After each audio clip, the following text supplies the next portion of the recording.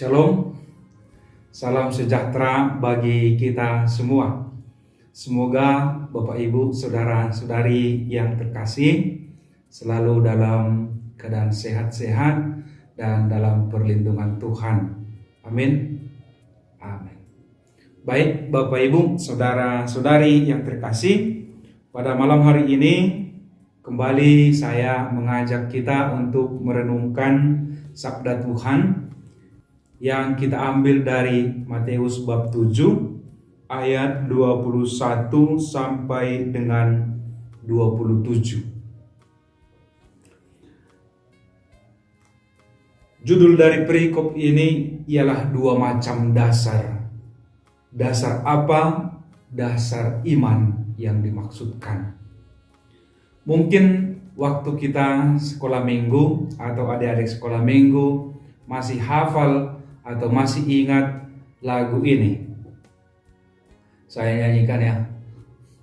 Maaf kalau nanti suaranya agak fals atau blank. Orang pandai membangun rumahnya di atas wadas batu yang kokoh. Di atas wadas batu yang kokoh, lalu hujan turunlah. Hujan turun dan banjir naiklah. Hujan turun dan banjir naiklah. Hujan turun dan banjir naiklah. Rumahnya tetap kokoh.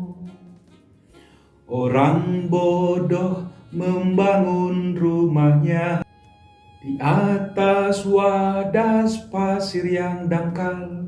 Di atas wadas pasir yang dangkal, lalu hujan turunlah. Hujan turun dan banjir naiklah. Hujan turun dan banjir naiklah. Hujan turun dan banjir naiklah. Rumahnya lalu roboh. Kira-kira begitu syair lagu yang dulu waktu sekolah minggu diajarkan kepada saya oleh para guru sekolah minggu dan suster. Dan ketika membaca perikop Injil ini langsung teringat kembali syair dan lagu itu. Lagu anak sekolah minggu yang sederhana namun penuh dengan atau syarat dengan makna. Saudara-saudari yang terkasih, syair lagu itu langsung dikatakan oleh Yesus dalam ayat 24 sampai dengan 27 itu tertulis. Kita semua pasti merasa bahwa iman kita masih belum apa-apa. Kita pasti merasa bahwa kita tidak layak disebut sebagai orang beriman. Karena apa? Karena kita masih kerap jatuh, tergoda, dan kemudian kerap melakukan kesalahan-kesalahan atau dosa-dosa yang sama di dalam kehidupan kita sehari-hari. Secara manusiawi itu boleh saja dimaklumi, namun jangan lalu terlarut di dalam kesalahan dan keberdosaan.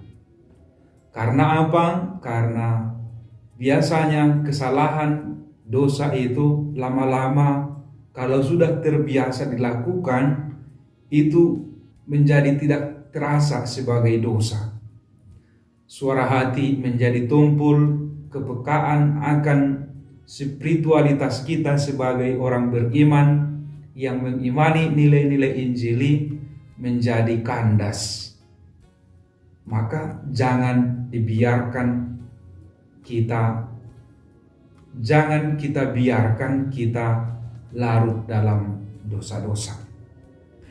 Saudara-saudari, pada saat ini Yesus mengajak kita untuk membangun iman kita di atas dasar wadas yang kokoh. Sekali lagi, di atas wadas dasar yang kokoh. Dianalogikan oleh Yesus sama seperti kita membangun sebuah rumah. Kita harus membuat fondasinya sekuat mungkin berdasarkan pertimbangan berapa lantai, dan dibuat sebanyak mungkin batu dengan campuran semen yang pas untuk fondasi, sehingga ketika datang hujan, badai, ataupun gempa bumi, rumah kita tetap kokoh, rumah kita tidak roboh. Demikian kiranya ketika kita membangun iman kita di atas dasar, di atas fondasi yang kokoh, maka seluruh godaan, tantangan, cobaan hidup, kita tetap berdiri teguh, kokoh dalam iman kita kepada Yesus Kristus. Sebab apa? Ketika kita yakin teguh berdiri, pada saat itulah juga Yesus melihat kita, memandang kita sebagai orang yang melakukan kehendak-Nya. Sebab apakah Yesus membuat atau memberikan analogi tentang membangun rumah itu tadi? Sebab Yesus mengatakan di dalam Injil ini juga, bukan orang yang berseru-seru, Tuhan, Tuhan, Tuhan, yang akan diselamatkan atau masuk ke dalam kerajaan surga, tetapi mereka yang mau mendengarkan sabda Tuhan dan melakukannya. Mereka inilah kemudian yang akan masuk ke dalam surga. Artinya, seruan tanpa aplikasi dalam realitas konkret hidup kita sehari-hari tidak akan membawa kita kepada keselamatan. Iman tanpa perbuatan adalah mati, kata Rasul Yakobus. Maka itulah yang diminta dan diinginkan oleh Yesus untuk kita. Orang yang berseru-seru Tuhan, Tuhan, Tuhan, akhirnya jadi hantu juga, tanpa melakukan apa-apa, tanpa melakukan perjuangan, tanpa mau memikul beban, tanpa mau memikul salibnya di dalam nama Yesus, maka mereka juga tidak akan dikenal oleh Yesus ketika berseru. Itu dikatakan oleh Yesus pada ayat 23b. Bapak Ibu, saudara-saudari, yang jadi atau yang sering terjadi ialah bahwa kita itu sering juga berseru-seru kepada Tuhan, memanggil nama Tuhan ketika kita berada dalam suasana atau situasi terjepit. Artinya ketika kita sedang mengalami duka derita, penderitaan yang luar biasa, baru kita mengingat Tuhan. Jangan sampai terlambat kita berseru kepada Tuhan. Sebab kalau kita sempat terlambat berseru kepada Tuhan, maka Dia akan mengatakan kepada kita ayat 23 ini, pada waktu itu aku akan berterus terang kepadamu, dan aku akan berkata bahwa aku tidak pernah mengenalmu. Kata-kata Yesus ini tegas. Itu dikatakan dalam ayat 23, bisa kita cek. Nah, apabila kita terlambat untuk mengenal seruannya, suaranya, dan kemudian melakukan kehendak-Nya, jangan sampai kita telat, terlambat. Maka untuk itu, sejak dari sekarang kita harus membangun iman kita di atas wadas yang kokoh kuat, sehingga iman kita tidak musiman kelak. Iman kita tidak musiman, yaitu hanya pada saat-saat tertentu kita baru datang dan mengadu, berkeluh kesah kepada Tuhan. Saudara-saudari, menarik kalau kita berbicara sedikit tentang kata-kata Yesus pada ayat 23 ini dengan "Aku tidak pernah mengenal kamu". Bagaimana caranya supaya kita dikenal oleh Yesus? Suara kita, seruan kita dikenal oleh Yesus. Saya mau mengajak kita untuk datang atau melihat realitas kehidupan kita sehari-hari. Pernah saya tanyakan kepada seorang ibu, "Bu, ibu mengenal suara suami ibu atau enggak?" Walaupun misalnya suami ibu itu ada di luar berbincang-bincang dengan beberapa laki-laki. Nah, ibu ada di dalam rumah. Ibu bisakah membedakan mana suara suami ibu dan mana suara orang lain? Ibu itu bilang, ya bisa. Demikian juga suami mengenal suara istrinya, meskipun istrinya itu ada di tengah-tengah para perempuan lain. Dia bisa membedakan. Demikian juga suara anak-anak mereka pasti bisa dibedakan. Bahkan tangisan bayi sekalipun seorang ibu bisa mengenal, meskipun ada tangisan beberapa bayi di situ, dia pasti bisa membedakan, oh ini suara tangisan bayi saya, ini suara anak saya. Meskipun ada sekian banyak suara bayi yang didengarnya. Itu terjadi karena apa? Karena sering didengar, karena sering bersama, karena sudah menyatu, karena ada relasi yang intim, relasi cinta, ada ikatan batin. Setiap hari hidup bersama dan lain sebagainya. Maka mereka saling mengenal suara walaupun mereka tidak berjumpa.